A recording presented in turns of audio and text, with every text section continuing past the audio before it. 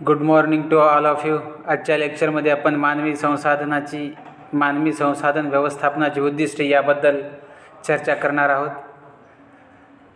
तर कालच्या भागामध्ये आपण मानवी संसाधन व्यवस्थापनाचं स्वरूप याबद्दल चर्चा केलेली होती. तर आज objectives of human resource management. तर प्रामुख्यानं जर पाहायला गेलं तर मानवी संसाधन व्यवस्थापनाचे असे बरेचसे उद्दिष्टे आपल्याला आढळून येतील, कारण हा टॉपिकच खूप मोठा आहे आणि याची व्याप्ती पण खूप मोठी आहे. महत्त्वाचा मुद्दा म्हणजे, आणि त्या अनुषंगानं जर किंवा अभ्यासाच्या दृष्टिकोनातून जर आपण विशेषतः पाहिलं गेलं तर मानवी संसाधन व्यवस्थापनाची उद्दिष्टे हे 2 विभागामध्ये विभागली जातात. त्यामध्ये आहे मूलभूत उद्दिष्टे आणि आहे इतर उद्दिष्टे. आता आपल्याला चर्चा करायची नेमके मानवी संसाधनाची मूलभूत उद्दिष्टे कोणते आणि इतर उद्दिष्टे कोणते. तर सुरुवातीला आपण मानवी संसाधनाची मूलभूत उद्दिष्टे आहेत, जे आहेत बेसिक ऑब्जेक्टिव्ह ज्याला आपण म्हणू, त्याबद्दल सविस्तर चर्चा करूया. आणि त्यानंतर आपण इतर व दुय्यम जे उद्दिष्टे आहेत मानवी संसाधनाची त्यांच्याकडे वळूया. तर सर्वप्रथम आपण मूलभूत उद्दिष्टांचा अभ्यास करूया. त्यामध्ये 1 नंबरचं मूलभूत उद्दिष्ट आहे मानवी संसाधन व्यवस्थापनाचं योग्य कर्मचाऱ्यांना उपक्रमात आकृष्ट करणे.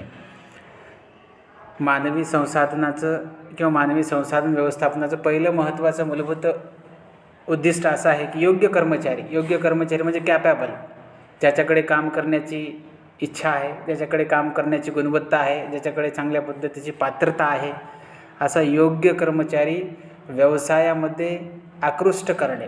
किंवा व्यवसायामध्ये जर तो कर्मचारी असेल तर एखाद्या महत्त्वाच्या उपक्रमामध्ये त्याला समाविष्ट करून घेणे.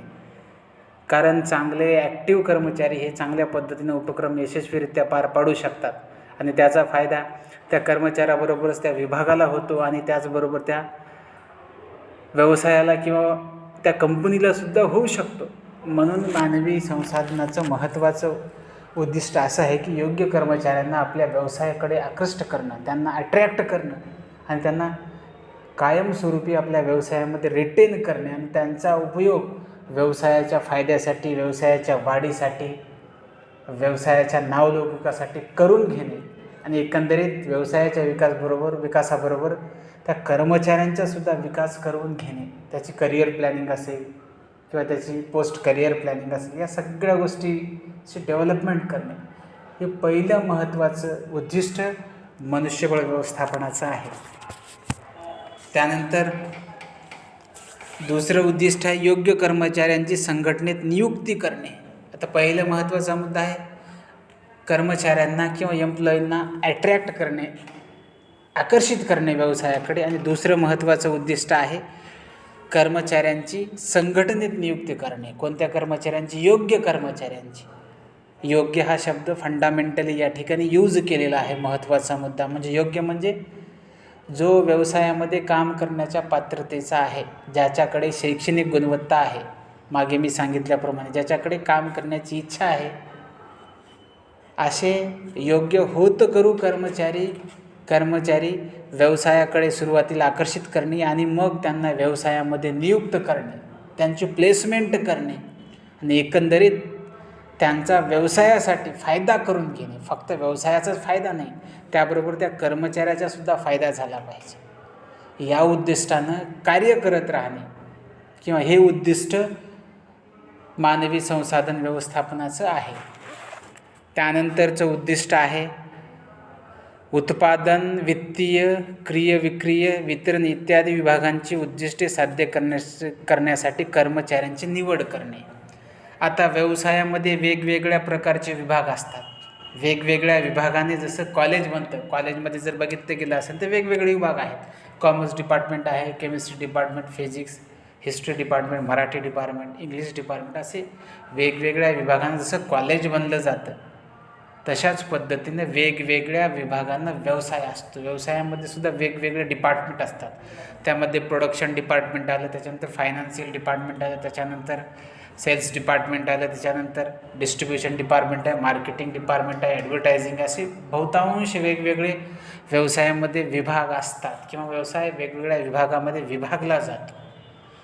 आणि सगळे विभाग हे एकमेकांशी इंटरकनेक्टेड म्हणजे एकमेकांशी ते काय असतात, कनेक्टेड असतात, एकमेकांशी समन्वयाने पद्धतीने अवलंबून असतात, एकमेकावर ते डिपेंड असतात. आणि असे व्यवसाय, असे विभाग जर एकमेकावर डिपेंड असतील तर त्या विभागामध्ये कार्य करण्यासाठी चांगले कर्मचारी निवड करणे महत्त्वाचा मुद्दा. म्हणजे समजा एखाद्या मार्केटिंग डिपार्टमेंटमध्ये मॅनेजरची रिक्रुटमेंट करायची आहे किंवा मॅनेजमेंटची नियुक्ती करायची आहे, त्यासाठी काय करावं लागेल, एखादा M.Com मार्केटिंग झालेला स्टुडंट किंवा M.Com मार्केटिंग झालेला फ्रेश तरुण उमेदवार त्यांना पाहावं लागेल, मग त्यांना व्यवसायामध्ये नियुक्ती द्यावी लागेल. किंवा MBA मार्केटिंग झालेला म्हणजे योग्य गुणवत्ता असलेला स्टुडंट्स किंवा उमेदवार त्या जर विभागामध्ये निवडला तर त्या विभागाचं भरभराट होऊ शकतो आणि तो विभाग चांगल्या पद्धतीने चालल्यानंतर इतर विभागालाही त्याचा फायदा होऊ शकतो आणि एकंदरीत व्यवसायाला त्याचा चांगल्या रीतीने फायदा होऊ शकतो आणि व्यवसायाची इमेज मार्केटमध्ये टिकून राहते. म्हणून व्यवसायाच्या विभागामध्ये योग्य कर्मचाऱ्यांची निवड करणं अत्यंत गरज आहे आणि मानवी व्यवस्थापन संसाधनाच्याद्वारे व्यवसायाच्या वेगवेगळ्या विभागामध्ये योग्य कर्मचाऱ्यांची निवड ही केली जाते. महत्त्वाचा मुद्दा म्हणजे त्यानंतर आहे 4 नंबरचं उद्दिष्ट, कर्मचाऱ्यांना आर्थिक प्रेरणा देणे. आता व्यवसायामध्ये कर्मचाऱ्यांची भरती झाल्यानंतर व्यवसायामध्ये त्यांना चांगल्या पद्धतीनं काम करत असताना बऱ्याचशा ठिकाणी कर्मचाऱ्यांना कंटाळा येतो. जशा पद्धतीने विद्यार्थ्यांना अभ्यास करताना कंटाळा येतो, त्यावेळी विद्यार्थ्यांना मोटिवेट केलं जातं. शिक्षक असेल किंवा घरचे मंडळी असेल विद्यार्थ्याला मोटिवेट करतात अभ्यास करण्यासाठी, त्याला प्रेरणा देतात. तशा पद्धतीनेच व्यवसायामध्ये काम करणाऱ्या सर्व प्रकारच्या कर्मचाऱ्यांना प्रेरणेची आवश्यकता असते. त्यांना मोटिवेशन दिलं पाहिजे. मग त्यांना मोटिवेशन वेगवेगळ्या पद्धतीचं प्रेरणा आहे. त्यामध्ये फायनान्शियल मोटिवेशन आहे किंवा नॉन फायनान्शियल आहे. फायनान्शियल मोटिवेशनमध्ये बोनस असेल, रिवॉर्ड असेल किंवा इतर काहीतरी पगारवाढ असेल, ह्या सगळ्या गोष्टी आर्थिक प्रेरणेमध्ये येतात. अशा पद्धतीची प्रेरणा जर मिळाली, पगार वाढली म्हणजे कर्मचारी अधिक जोमानं काम करेल, कर्मचाऱ्यांना बोनस मिळाला किंवा कर्मचाऱ्यांना जो एकंदरीत कंपनीचा फायदा झालेला आहे त्याच्यामध्ये जर थोडाफार वाटा मिळाला, फायनान्शियली पैसे मिळाले, तर कर्मचारी खुश होतील, त्यांना अंतर्गत प्रेरणा मिळत जाईल, ते चांगल्या पद्धतीनं काम करत जातील आणि व्यवसायाला त्याचा आपसूक पद्धतीने फायदा होत जाईल. म्हणून कर्मचाऱ्यांना आर्थिक प्रेरणा देणं हे मानवी व्यवस्थापनाचं महत्त्वाचं उद्दिष्ट आहे. त्यानंतर 5वं उद्दिष्ट आहे कर्मचाऱ्यांना प्रशिक्षित करून त्यांच्या ज्ञान व कौशल्यात वाढ करणे. आता महत्त्वाचा मुद्दा म्हणजे कर्मचाऱ्यांना जर त्या योग्य कामाच्या ठिकाणी योग्य रीतीने काम करायचं असेल त्याला ट्रेनिंग द्यावी लागते. आता सध्या परिस्थितीमध्ये सगळे व्यवसाय कम्प्युटरायझड झालेले आहेत आणि अशा व्यवसायामध्ये काम करण्यासाठी कर्मचाऱ्यांना टेक्नॉलॉजीची ट्रेनिंग असेल किंवा त्या पर्टिक्युलर डिपार्टमेंटमध्ये जाऊन जे काम करायचं आहे त्याची पूर्व माहिती किंवा पूर्व प्रशिक्षण त्याला दिलं पाहिजे चांगल्या पद्धतीनं, तर तो चांगल्या पद्धतीनं त्या ठिकाणी जाऊन काम करू शकतो. महत्त्वाचा मुद्दा म्हणजे म्हणून व्यवसायामध्ये कर्मचारी रिक्रूट झाल्यानंतर सुरुवातीला 6 महिने, 3 महिने किंवा 1 वर्ष त्याला ट्रेनिंग दिली जाते. कशा पद्धतीने व्यवसायामध्ये काम करायचं, कोणत्या डिपार्टमेंटमध्ये, कोणत्या सेक्शनमध्ये काम करायचं, कशा पद्धतीनं काम करायचं, ह्या सगळ्या गोष्टीचं टेक्निकल नॉलेज असेल, नॉन टेक्निकल नॉलेज असेल, सगळं नॉलेज त्या कर्मचाऱ्यांना ट्रेनिंगच्या माध्यमातून, प्रशिक्षणाच्या माध्यमातून किंवा वेगवेगळ्या वर्कशॉप असतील, वेगवेगळे सेमिनार असतील, याच्या माध्यमातून, मनुष्यबळ व्यवस्थापनाच्या माध्यमातून कर्मचाऱ्यांना दिलं जातं. महत्त्वाचा मुद्दा म्हणजे किंवा हे महत्त्वाचं उद्दिष्ट मानवी संसाधन व्यवस्थापनाचं आहे असं आपल्याला म्हणायला काही हरकत नाही.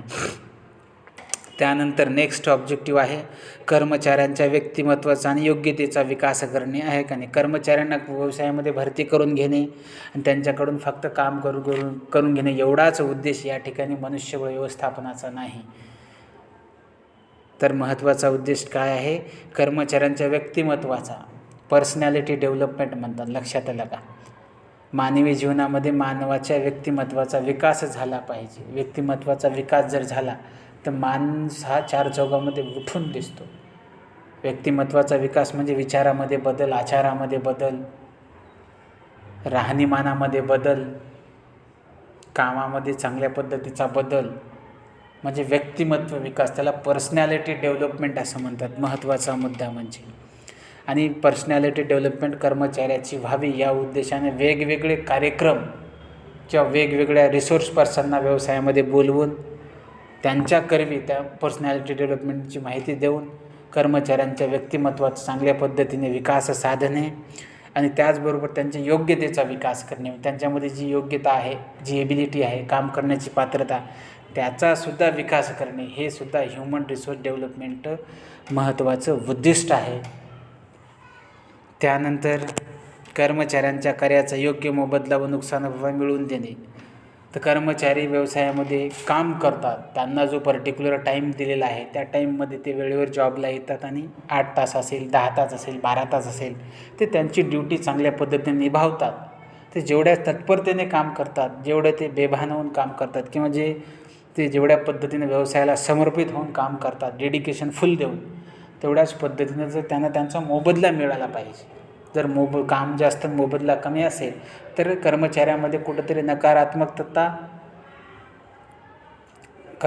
नकारात्मकता शिरते आणि त्याचा परिणाम व्यवसायावर होतो किंवा व्यवसायाच्या वाढीवर होतो. म्हणून कर्मचारी जेवढे काम करतील तेवढ्याच पद्धतीचा मोबदला किंवा किंबहुना त्याहीपेक्षा जास्त मोबदला कर्मचाऱ्यांना जर मिळाला तर कर्मचारी चांगलं काम करतील आणि व्यवसायाची भरभराट होईल.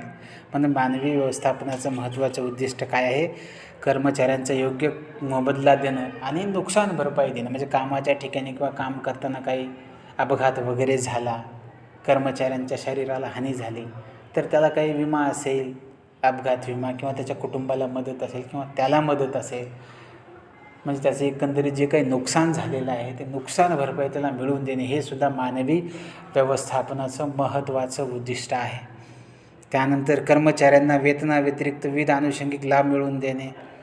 आता कर्मचाऱ्यांना सॅलरी तर मंथली असते, त्याचबरोबर इतर जे लाभ आहेत, इन्क्रिमेंट असेल, डिअरनेस अलाउन्स असेल, हाऊस रेंट अलाउन्स असेल किंवा ट्रॅव्हलिंग अलाउन्स असेल, ह्या सगळ्या गोष्टी ज्या आहेत ते सगळे लाभ त्याला मिळवून देणे, हे सुद्धा मानवी व्यवस्थापनाचं महत्त्वाचं उद्दिष्ट आहे. त्यानंतर औद्योगिक संबंधात सुधारणा करणे. औद्योगिक संबंधात म्हणजे इंडस्ट्रियल रिलेशन म्हणतात. MIDCमध्ये असेल किंवा मार्केटमध्ये असेल, वेगवेगळे उद्योग असतात. सगळे उद्योग एकमेकाशी चांगले संबंध असले पाहिजेत. समजा एका ठिकाणी 50 उद्योग आहेत, नांदेडची MIDC आहे, त्यामध्ये जवळपास 50 उद्योग आहेत समजा, आणि प्रत्येक इंडस्ट्रियलिस्टचे दुसऱ्या इंडस्ट्रीसोबत चांगले संबंध असले पाहिजेत. म्हणजे एकमेकावर डिपेंड असतात इंडस्ट्रीज, त्यांच्यामध्ये हेल्दी कॉम्पिटिशन असलं पाहिजे, चांगली स्पर्धा असली पाहिजे, चांगले त्यांच्यामध्ये संबंध असले पाहिजेत. एकंदरीत त्या जिल्ह्याचा, त्या देशाचा किंवा त्या राज्याचा विकास होऊ शकतो.